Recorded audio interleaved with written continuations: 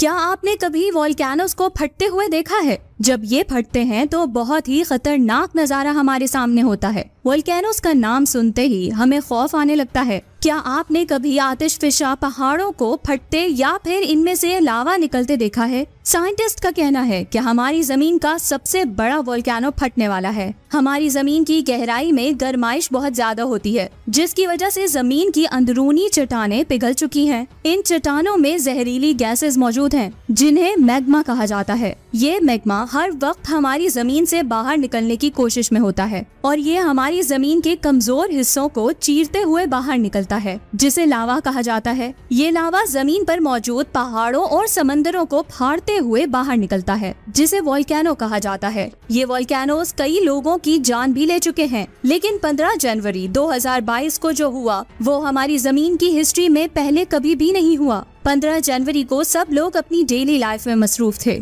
कोई भी ये नहीं जानता था कि अगले ही लम्हे जमीन पर क्या होने वाला है, लेकिन जमीन के ऑर्बिट में घूमने वाली सैटेलाइट्स ने दुनिया के सबसे बड़े वोल्केनिक इरप्शन को रिकॉर्ड कर लिया। ये इरप्शन इतना ज्यादा खतरनाक था कि इसे इतनी दूर से भी रिकॉर्ड कर लिया गया। नासा की सैटेलाइट्स ने भी इस इरप्शन को डिटेक्ट कर लिया। इस वोल्केनो की पावर हिरोशिमा में होने वाले एटॉमिक बॉम्ब के धमाके से 1200 गुना ज्यादा थी। ये देखकर तमाम साइंटिस्ट के होश उड़ गए। जरा सोचिए, इस बॉम्ब ब्लास्ट के बाद क्या हुआ था, और अगर उससे 1200 गुना ज्यादा ब्लास्ट हो तो उस जगह पर कितनी तबाही मची होगी। आइए आज के इस वीडियो में जानते हैं कि आखिर ये धमाका कैसे और क्यों हुआ, और इतना बड़ा धमाका होने के पीछे वजह क्या है। और इस वक्त हमारी जमीन की ही तरह चांद पर भी बहुत बड़े धमाके हो रहे हैं। अगर आप उसके बारे में नहीं जानते तो चांद के इस धमाके पर मैं ऑलरेडी वीडियो बना चुकी हूँ। अगर आपने वो नहीं देखी तो जल्दी से जाकर देखें, लिंक आपको नीचे डिस्क्रिप्शन में मिल जाएगा।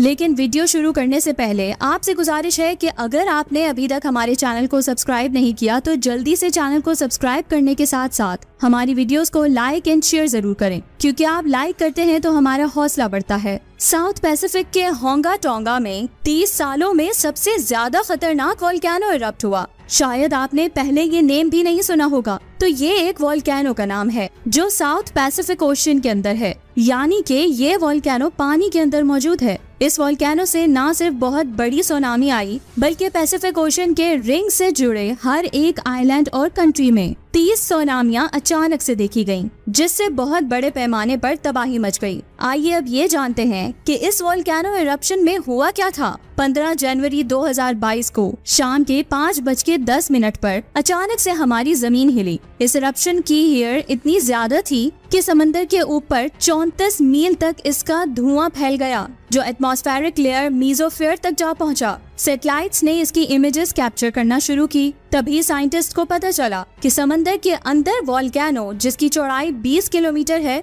वो इरप्ट हुआ है। बहुत ज्यादा इलाके इस वोल्केनो इरप्शन की लपेट में आ गए। इन पर कई घंटों तक राख और पत्थरों की बारिश होने लगी। इस वोल्केनो का नाम हंगा टोंगा हंगा हपाई वोल्केनो रखा गया। दरअसल कई सदियों से हमारी जमीन पर वोल्केनोस एक्टिव हैं। आए दिन यहाँ छोटे छोटे वोल्केनोस इरप्ट होते रहते हैं। इससे पहले 2019 और 2014-15 में भी यही वोल्केनो इरप्ट हुआ, जिसकी वजह से समंदर में बहुत गर्म लहरें फैल गई थी। लेकिन जनवरी 2022 में जो वोल्केनो इरप्शन हुआ वो पहले किसी ने नहीं देखा था। इस वोल्केनो की वजह से टोंगा आइलैंड पर 50 फीट ऊंची लहरों वाली सुनामी आई, जिसमें लाखों लोगों की जान ली। इस इरप्शन के दौरान दुनिया का सबसे ऊंचा बादल देखा गया। इस इरप्शन की वजह से जमीन पर लगे हर पैरामीटर में हलचल मच गई। साइंटिस्ट समझ ही नहीं पाए कि आखिर हो क्या रहा है। ग्लोबल वेब का प्रेशर अचानक से 700 मील पर आवर बढ़ गया, जो साउंड की स्पीड से भी ज्यादा है। इस वोल्केनो इरप्शन से जुड़े ऐसे कई सवाल हैं जिनके अभी तक जवाब नहीं मिल सके।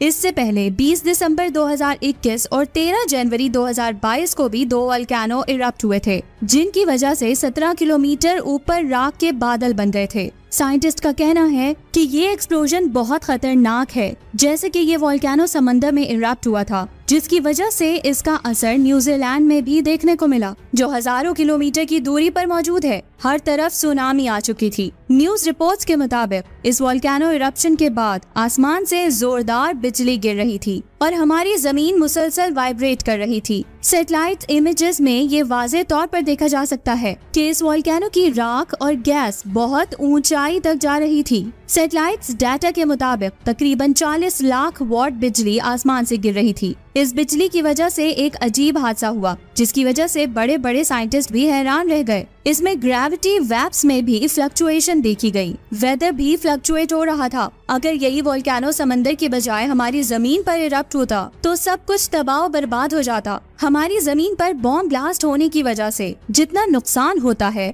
उससे 1200 गुना ज्यादा नुकसान ये वोल्केनोस करता है। अब आप खुद अंदाजा लगा सकते हैं कि जमीन की पूरी हिस्ट्री में ये फिनोमेना कैसा होगा। आइए अब ये जानते हैं कि आखिर ये वोल्केनो इरप्शन इतना ज्यादा खतरनाक कैसे बना। वोल्केनो उस वक्त इरप्ट होते हैं जब वोल्केनो से लावा और गैस धमाके की सूरत में बाहर निकलते हैं। समंदर में वोल्केनिक इरप्शन ऐसे वोल्केनोस में होता है जो समंदर की सतह के नीचे मौजूद होता है। एक अंदाजे के मुताबिक समंदर में तकरीबन 1 मिलियन वोल्केनोस मौजूद हैं। इनमें से कुछ वोल्केनोस टेक्टोनिक प्लेट्स के करीब मौजूद हैं, जिनमें से लावा के अलावा राख भी निकलती है जो समंदर में जम जाती है। जब मैग्मा तेजी से समंदर से बाहर निकलता है तो भाप की लेयर टूट जाती है, जिसकी वजह से गर्म मैग्मा ठंडे पानी पर जम जाता है। वोल्केनोस पर रिसर्च करने वाले साइंटिस्ट का कहना है कि ऐसे वोल्केनोस बहुत ज्यादा पावरफुल होते हैं। ऐसे वोल्केनोस की रफ्तार आवाज की रफ्तार से भी ज्यादा होती है। अब जमीन पर ऐसे हादसा देखने के लिए हमें हर वक्त तैयार रहना पड़ेगा,